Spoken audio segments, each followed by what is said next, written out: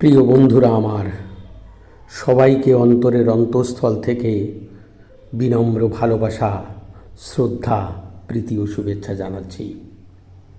আজ একটি সত্য ঘটনার অবতারণা করছি। সেই ঘটনা নিয়ে আমার গল্প অপেক্ষমান কালরাত্রি। আলিপুর সেন্ট্রাল জেলের কুঠুরিতে সময় যেন থমকে দাঁড়িয়েছে।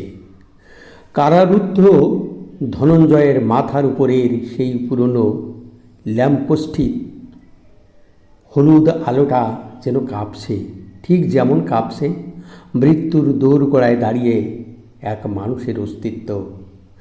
বাইরে তখন 14 আগস্টের রাত।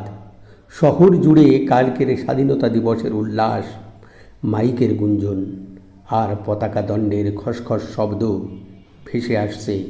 অথচ এই দেওয়ালে ঘেরা অন্ধকার জগতে সময় এখন উল্টো দিকে দৌড়াচ্ছে। জেলার ধীরে ধীরে এগিয়ে এলেন। ভারী বুটের শব্দে নিস্তব্ধতা টুকরো টুকরো হয়ে ভেঙে পড়ল। ধনঞ্জয় জেলারের কণ্ঠস্বর আজ বড় ম্লান। ভোর হতে আর দেরি নেই। শেষ ইচ্ছে কি? ধনঞ্জয় ধীর স্থিরভাবে জানালার শিক আঁকড়ে দাঁড়িয়েছিল। সে ঘুরে তাকালো। চোখে ভয়ের কোনো চিহ্ন নেই, আছে এক অসীম ক্লান্তি। সে মৃদু হেসে বলল, বাবাকে একবার দেখতে চাই সাহেব, শুধু একবার। কিছুক্ষণ পরেই সেই বৃদ্ধ মানুষটি এলেন। কুঁজো হয়ে যাওয়া শরীর, চোখের কোণে জমে থাকা 14 বছরের জমাট জ্বর।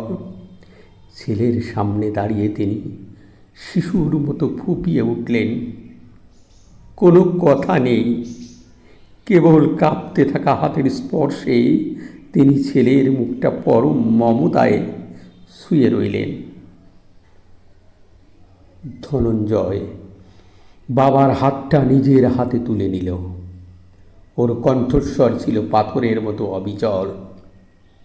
বাবা, আমি যদি সত্যিই খুনি হতাম, তবে হয়তো এখন আমার বুক ধড়ফড় করত। কিন্তু আমি তো খুন করিনি। আমি যা করিনি তার প্রায়শ্চিত্ত করতে গিয়ে আমাকে কি না শেষ হতে হচ্ছে। আমার অপরাধ কি শুধু আমার পরিচয়? আমি এক দরিদ্র দারোয়ান। বৃদ্ধ পিতা অঝরে কাঁদলেন। আমি সব হেরে গেছি ধনঞ্জয়। ভিটে মাটি, গরু, তোর মায়ের শেষ সম্বলটুকু সব দিয়ে উকিলদের পায়ে পড়েছি। সবাই বলেছে তারা বিচার দেবে, কিন্তু তারা আসলে বিচার চায়নি, চেয়েছে একটা বলি। বাইরের পৃথিবীতে তখন এক অন্য উন্মাদনা। 16 বছরের সেই কিশোরীর মৃতদেহ পাওয়ার পর শহরটা যেন এক দানবীয় নেশায় মেতে উঠেছিল। খবরের কাগজের শিরোনামগুলো ছিল বিষাক্ত তীরের মতো। নিরাপত্তা রক্ষীর লালসা, পৈশাচিক ধর্ষণ। গণমাধ্যম তখনও বিচারকের আসনে বসেছিল। ধনঞ্জয় গ্রামের বাড়িতে ভাইয়ের বিয়েতে গিয়েছিল। এটাই হয়ে দাঁড়িয়েছিল তার অকাঠ্য অপরাধের প্রমাণ। চায়ের দোকান থেকে রাজপথ, সর্বত্র একটাই স্লোগান, ফাঁসি চাই। ধনঞ্জয়ের কণ্ঠস্বর সেই কোলাহলের নিচে চাপা পড়ে গিয়েছিল। সে হাজারবার চিৎকার করে বলেছিল, আমি হত্যা করিনি। কিন্তু শহরের কাছে তখন সত্যের চেয়ে প্রতিশোধের তৃষ্ণা অনেক বেশি গুরুত্বপূর্ণ ছিল। কুঠুরির ভিতর এখন শেষ সময়ের প্রস্তুতি চলছে। ঘড়ির কাঁটাটা যেন মৃত্যুর পরোয়ানা নিয়ে এগিয়ে আসছে। ধনঞ্জয় বাবাকে জড়িয়ে ধরে বলল, মানুষ খুব অদ্ভুত বাবা। তারা সত্যের চেয়ে গল্প শুনতে বেশি ভালোবাসে। ওরা একটা খুনিকে খুঁজছিল, ওরা আমাকে সেই চরিত্রটায় বসিয়ে দিল। এখন ওরাই শান্তিতে ঘুমাবে, ভাববে ন্যায় বিচার হয়েছে। ভোর হলো, অস্ফুট আলো এসে পড়ল মেঝেতে। জল্লাদের পায়ের আওয়াজ আর অশুভ নিস্তব্ধতায় বাতাস ভারী হয়ে এলো। ধনঞ্জয় উঠে দাঁড়ালো। শেষবারের মতো সেই সরু জানালা দিয়ে নীল আকাশটার দিকে তাকালো। তার মুখ থেকে শেষ কথাগুলো বেরিয়ে এলো একদম শান্ত স্বরে। ইতিহাস একদিন জানবে বাবা।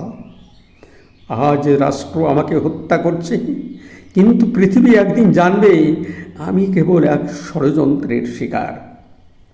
পরদিন খবরের কাগজের পাতায় মোটা অক্ষরে ছাপা হলো, পৈশাচিক খুনি ধনঞ্জয়ের ফাঁসি কার্যকর, শহরের স্বস্তি।